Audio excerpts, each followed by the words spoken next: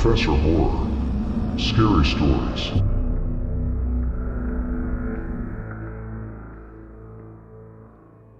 It's about 30 minutes to midnight when my phone vibrates and starts to blare its ringtone. I jump off the couch and nearly have a heart attack. It's just another night, one that's been wonderfully quiet so far. After a chaotic Friday evening that lasted until 5 in the morning, it's nice to spend the Saturday alone at home watching whatever crappy movies are on TV. I recover and answer it. It's Mike, though I can barely hear him over the pounding music in the background. "We're leaving the club now," he screams. "The girls ditched us and Trent wants to get back home early so he can go to church with his family." "Sounds good," I say. "Did you bring enough cash for the cab this time?" Mike's stories of getting stranded downtown in the middle of the night have become legendary. "Nah, Jason's friend has a car. He's driving us back." I frown. "Has he been drinking?" "Like 1 or 2 beers," he says. "He's fine." He says something to someone nearby, but I can't make it out. "I'll be home soon. Don't worry about staying up for me." "Thanks, but I'm not tired. That and Mom and Dad told us to always deadbolt the door, and if I do that, you won't be able to get in." He laughs. "I'm not sleeping in the front yard again. Okay, I'll be home soon." He hangs up and I get back to my movie. There's something about mindless violence and explosions that seems just so relaxing. Or maybe it's the fact that school's finally done for the winter holidays and my parents wisely decided to go on a cruise with friends for a week before Christmas. Mike and I have the house to ourselves. For him, it means no stern looks when he staggers home reeking of alcohol. For me, it's no constant reminders to start looking for a job and time for graduation. The movie goes to its 15th commercial and I head to the kitchen for a snack. As I throw a bunch of eggs, cheese, and vegetables into a skillet, I hear a loud cracking noise in the backyard. I press my face to the cold, frosty window and look out, but there's nothing out there but a few bare trees and some fresh fallen snow. Probably just an animal. It can't be easy to survive the winter. My cell phone rings again, so I wander back into the living room and grab it. It's Mike. I can hear sirens in the background. So Jason's friend kinda, lost control of the car. It sounds like he's holding the phone half a foot away from his mouth. Oh God, what happened? We hit a pole. Car's totaled, but we're all okay. I think. Cops are here. They're talking to the driver. He laughs. He's definitely drunk. No kidding. They're ignoring the rest of us, and there's a bus here, so I'm gonna get on home.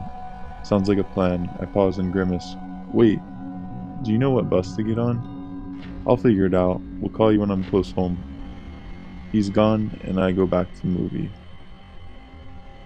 There's a lull in the action when attractive male protagonist and attractive female protagonist engage in an awkward sexual conversation, which might have worked if they had any sort of chemistry, and my mind wanders to my job hunt.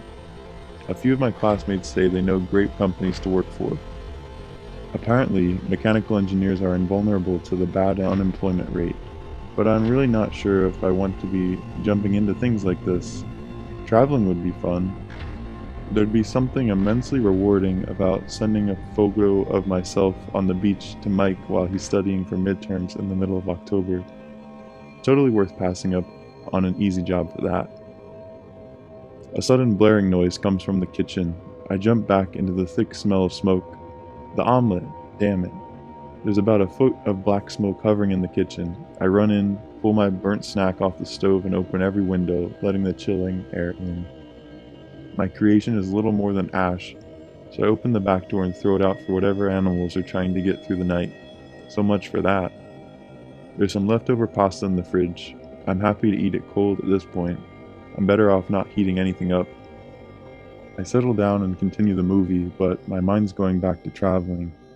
I've always wanted to go across the pond, check out Europe, maybe backpack through Germany, see the sights in France, practice my fake accent in Britain. What's it like in the summer? Hot, I'd bet, but not any hotter than it is here. Hopefully less humid. Again, my ringtone snaps me back to the real world.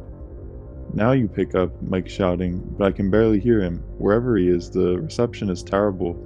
I've been calling for hours. I look at the clock and roll my eyes. You called 45 minutes ago last. Where are you? I have no idea. The bus is going in the middle of nowhere. I have no idea where any of these stops are. Hell, I don't even think they're in English. I sigh loudly. Not this again. How much did you have to drink? Drink? I can't even. He trails off, replaced with a loud, harsh static. I pull the phone from my ear. A few seconds later, it disconnects. Whatever, he'll find a way home. The movie eventually ends, but it's just past midnight and I'm hardly tired. Now I'm regretting allowing my roommate to convince me to leave my gaming console at school.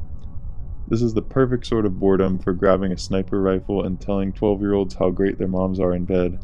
And then Mike could have joined right in. He probably spends more time playing than I do, and he doesn't even live with me. I think my parents are relieved that we're going to the same school. He's been trying his absolute best to get his life back on track, and I'm able to be there in case he needs a shoulder to lean on. A loud scream comes from the backyard. I go back to the now freezing kitchen and grab a flashlight from the cupboard. I shine it around, but there's nothing out there.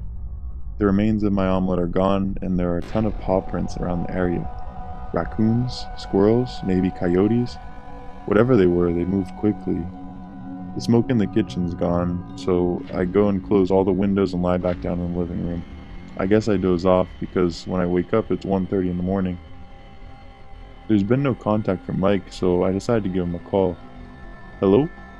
Now it sounds like he's talking into a phone on the other side of the room. Are you there? Please say something. I'm here, I say slowly. Have you figured out the way home yet? I can't. Despite the low volume, I can hear panic in his voice. I've been riding for days, maybe weeks, I can't tell. Transferring from bus to bus, none of them are going anywhere. I swear, I can hear him whimper. I can't help but grin. I'm going to hold this against him for years. I don't want to get off. There's something wrong around here, something dark. It's waiting for me. Yeah, it's called the night, and it's not very friendly to blacked out drunks, now is it? Stop it, just stop. He fades away. Hello? Mike? I check my phone, it's still connected. If you can hear me, just get off and grab a cab, okay? He comes back with a slightly clearer voice. We just passed Wedmore. I recognize this place. That's good, seeing as we drove by it nearly every single day when we were kids. I sit up, and suddenly I'm feeling groggy. Time for bed. Anyway, I'm gonna go. No! He shouts forcefully. Please stay. Don't hang up. Okay. Now I'm wondering if he took any substances besides alcohol. It's like he's combined the hallucinations of shrooms with the depressants of beer. I grimace. It's what the old Mike would have done. Just talk to me. How are things at home? They're good, I say. There's a bunch of animals outside making lots of noise. I think they're raccoons, but they could have been bears. Might want to watch yourself. Cool. The connection's even better. Just went over the bridge. I'm a few stops away. And there you go. Was there any reason to have been concerned? Like you wouldn't believe, he pauses. Man, I cannot wait to get home. I think I can hear my bed calling me. Is it saying clean me? He laughs, loudly and heartily. I'm nearly there. Jesus. I'm glad the night is over. Thanks for not hanging up. I'm always here. You know that. It was weird, he continues. I couldn't call or text anyone. I tried to get on Facebook, but it looked really strange. As soon as you called, I realized where I was. It's like it came out of nowhere. His voice rises. And there's our street. I'll call you when I'm near the house. Holy crap, that's dark. He hangs up. I go to the front window and I look out. All the streetlights are on, casting their pale orange tint on the road. I gaze as far as I can down the road. No sign of him. I'm about to go clean up the kitchen, but my phone rings. Where the hell is our house? I throw my free hand up incredulously. The same place it's always been, you idiot. I can't see it. The street is way too dark. I don't even know if I'm on the sidewalk or the road.